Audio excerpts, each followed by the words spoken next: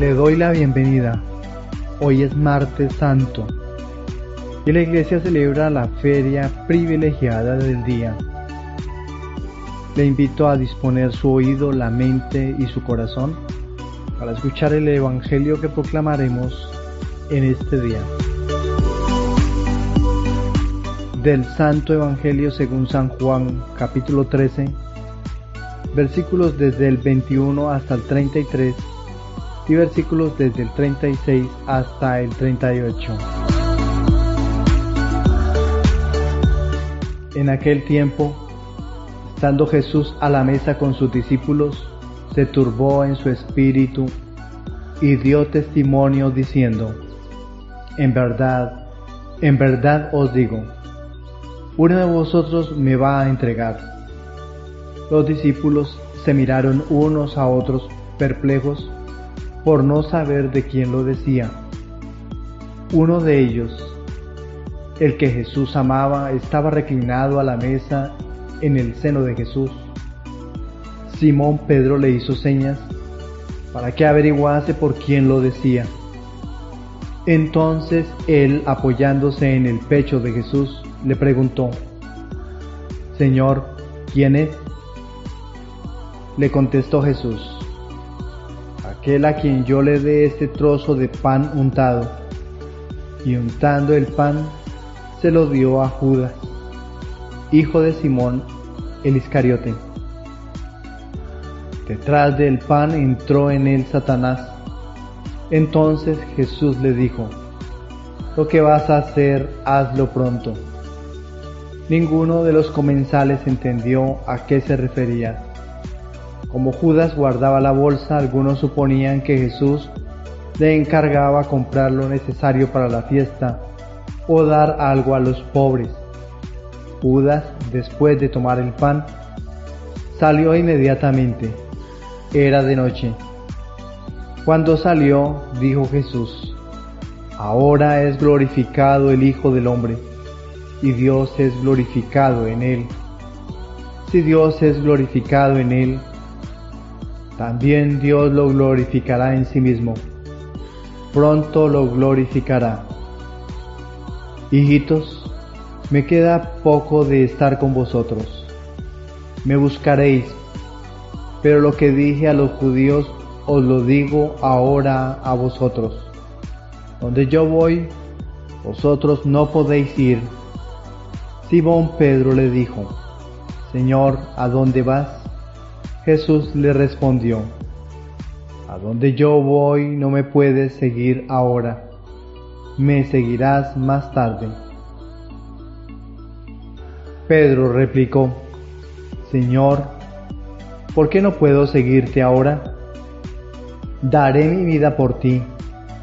Jesús le contestó: ¿con qué darás tu vida por mí? En verdad te digo, no cantará el gallo antes de que me hayas negado 3 veces. Palabra del Señor.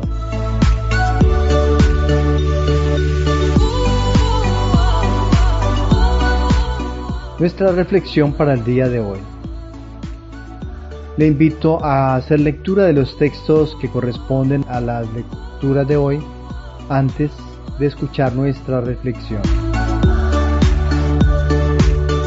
La primera lectura del profeta Isaías en su capítulo 49 habla respecto al llamado y vocación de Isaías. Son las herramientas necesarias para realizar la obra salvadora con el apoyo y sabiduría de Dios. Parte del canto del contenido del texto es un lamento de uno de tantos profetas porque piensa que su esfuerzo por anunciar la corrección no es atendido. Ahora el profeta es luz y nos recuerda ser luz del Salvador para que iluminemos a quienes caminan en tinieblas, para que alcancen por su conversión la salvación. El texto del profeta Isaías tiene un mensaje que transmitir a las naciones. Tiene una misión universal que desempeñar. llegar hasta el confín de la tierra, porque a ellos también debe llegar la salvación. El relato es un testimonio del llamado que hace Dios a la misión de anunciar lo que está diciendo. Invita a sus oyentes a no desgastarse, sino a poner la confianza en Dios, a ser ejemplo de quienes no creen en su fuerza, majestuosidad y salvación. El texto que hemos leído hoy es un pasaje que contiene palabras proféticas que han sido interpretadas y aplicadas de diversas maneras a lo largo de la historia del judaísmo y el cristianismo. El contexto histórico original es cuando Isaías profetiza durante un periodo tumultuoso en la historia de Israel, donde el pueblo está experimentando el exilio y la opresión. En este pasaje el profeta está hablando del siervo del Señor, quien es llamado desde el vientre de su madre para ser un instrumento de Dios para restaurar a Israel y ser una luz para las naciones. Veamos qué interpretación mesiánica encontramos en el relato. En el cristianismo este pasaje es visto como una profecía mesiánica que se cumple en Jesucristo. Jesús es entendido como el siervo sufriente que lleva a cabo la redención y la salvación para todas las personas, no solo para Israel, sino para todas las naciones. ¿Cómo podemos nosotros aplicar este relato para nuestra actualidad, para la comunidad de los creyentes hoy en día? El profeta Isaías en su capítulo 49, el relato que hemos leído hoy, puede ser una llamada a identificarse con el siervo sufriente y a participar en el plan redentor de Dios para el mundo.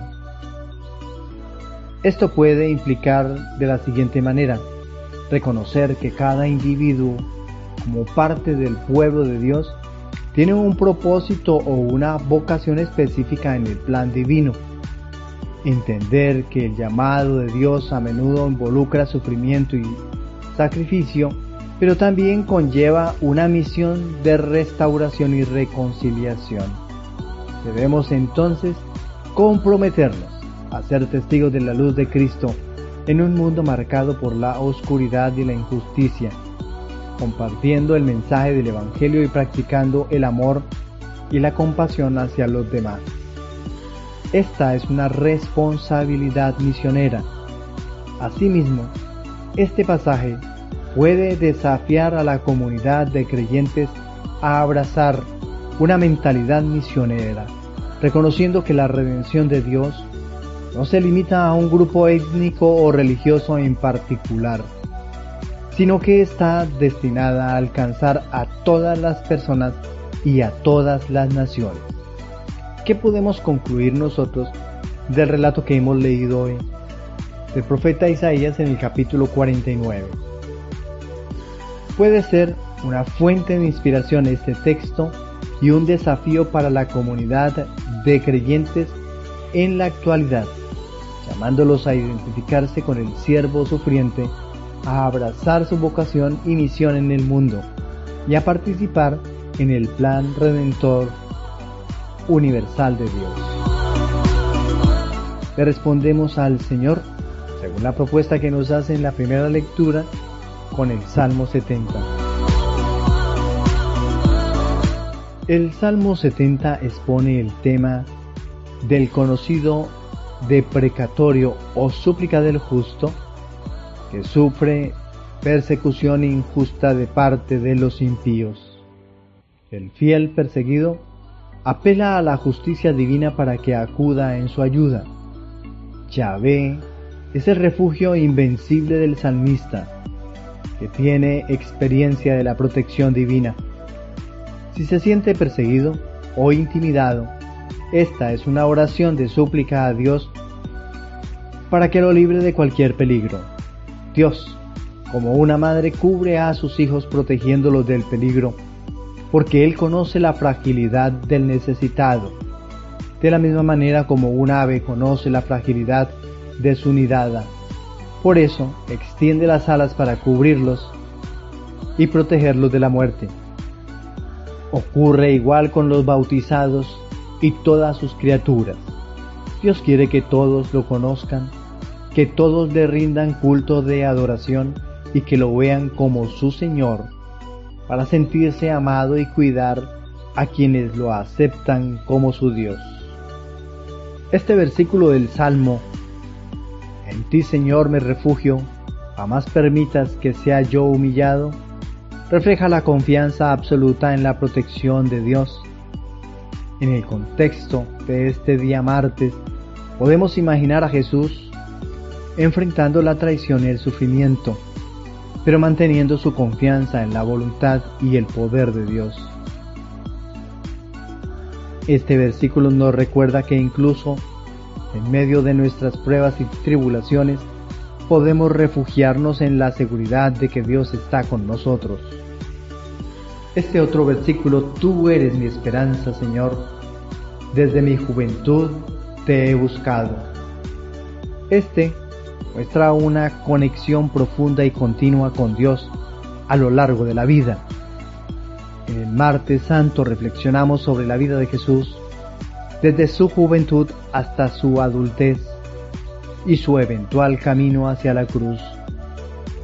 Este relato nos recuerda que nuestra esperanza debe estar arraigada en Dios desde el principio hasta el final de nuestros días. Este otro versículo: tú me has sostenido desde que nací, desde el vientre de mi madre tú fuiste mi protector. Está resaltando la relación íntima entre el individuo y Dios desde el momento de la concepción. En este Martes Santo recordamos el papel vital que desempeñó María en el nacimiento y la vida de Jesús. También nos hace reflexionar sobre el cuidado amoroso de Dios en cada etapa de nuestras vidas, desde antes de nuestro nacimiento hasta nuestra muerte. El versículo: tú eres mi alabanza continuamente, expresa una actitud constante de adoración y gratitud hacia Dios. En el Martes Santo reflexionamos sobre cómo Jesús glorificó a Dios a lo largo de su vida terrenal, incluso en medio del sufrimiento y la angustia. Nos desafía a seguir su ejemplo, siempre dando gracias y alabando a Dios en todas las circunstancias. Este verso: me enseñaste desde mi juventud y hasta ahora he proclamado tus maravillas, destaca el papel de la enseñanza divina a lo largo de la vida del individuo. En este martes recordamos cómo Jesús enseñó a sus discípulos y proclamó las maravillas de Dios a lo largo de su ministerio terrenal, y nos inspira a seguir aprendiendo y proclamando la palabra de Dios en nuestra propia vida diaria. Y este último versículo: Dios mío, desde mi juventud me has enseñado, y hasta hoy he manifestado tus maravillas. Este versículo refuerza la idea de que la enseñanza y el testimonio de Dios deben ser continuos y constantes a lo largo de la vida del individuo. En este martes reflexionamos sobre cómo Jesús continuó enseñando y manifestando las maravillas de Dios hasta su último aliento en la cruz. Nos desafía entonces a seguir su ejemplo, siendo fieles a nuestra fe y compartiendo el amor y la verdad de Dios con los demás en todo instante. Concluimos entonces en los versículos que hemos proclamado del Salmo 70. Estas líneas que hemos proclamado nos invitan a confiar en Dios en medio de las dificultades, a mantener una conexión constante con Él a lo largo de nuestra vida, a reconocer su cuidado amoroso desde antes de nuestro nacimiento, a adorarlo continuamente, a aprender de Él y proclamar sus maravillas en todas las etapas de nuestra existencia. en el contexto del día de hoy, nos recuerdan el ejemplo de Jesús y nos desafían a seguir sus pasos de fe, amor y obediencia a Dios. La propuesta del Evangelio. Mientras tanto, en el Evangelio del autor de hoy, San Juan, en su capítulo 13, nos narra los momentos previos al apresamiento de Jesús, posteriores a la última cena, lo que llamaríamos la entrega. El Evangelio de ayer, como el de hoy, es del evangelista Juan y no deja atrás sus sentimientos hacia Judas. En los dos relatos, deja bien claro quién fue el que lo entregó. La avaricia y otros pecados capitales hacen al hombre materialista y lo lleva a cometer los peores errores de la historia. Espero que nosotros no quedemos inscritos en el libro de los errores al igual que Judas, con las acciones equivocadas que solemos realizar continuamente. Este relato quedó grabado para evitar que lo volvamos a repetir.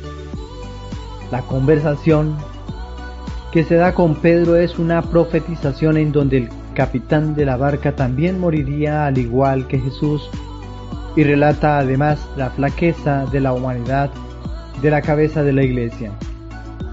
Ante el miedo a la muerte, negó a su maestro en 3 oportunidades.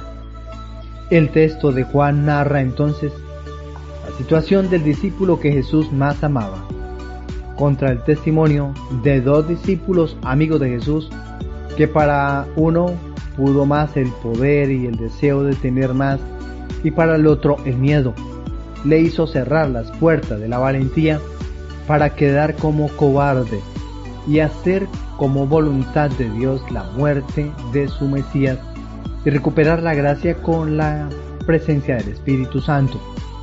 Sin embargo, en la mesa de la cena se sientan junto a él buenos y malos. ¿Para qué Pedro quería saber quién entregaría al Maestro? Dependiendo del interés y formación del hombre, este traza un proyecto de vida. Recordemos que por la acción de Judas llegó la muerte a tiempo para redimir a toda la humanidad. ¿Sería mala y equivocada la acción de Judas? Muchas personas que son sabias en juzgar dirían: inadmisible. Pero Dios, que es toda sabiduría, de las acciones equivocadas de los hombres, saca sabias y fructíferas soluciones con resultados enriquecedores. Podemos verlo haciendo memoria: el asesinato del egipcio de mano de Moisés, la usurpación de Esaú y Jacob, la infidelidad de David y el asesinato de Urías, etc. ¿Qué podemos decir entonces hasta el momento? Que encontramos una serie de enseñanzas importantes de Jesús durante la última cena, específicamente centradas en la traición de Judas y la negación de Pedro. Estos pasajes nos ofrecen una rica reflexión teológica y espiritual. Podemos volver a contemplar la traición de Judas. Jesús anuncia que uno de sus discípulos lo traicionará.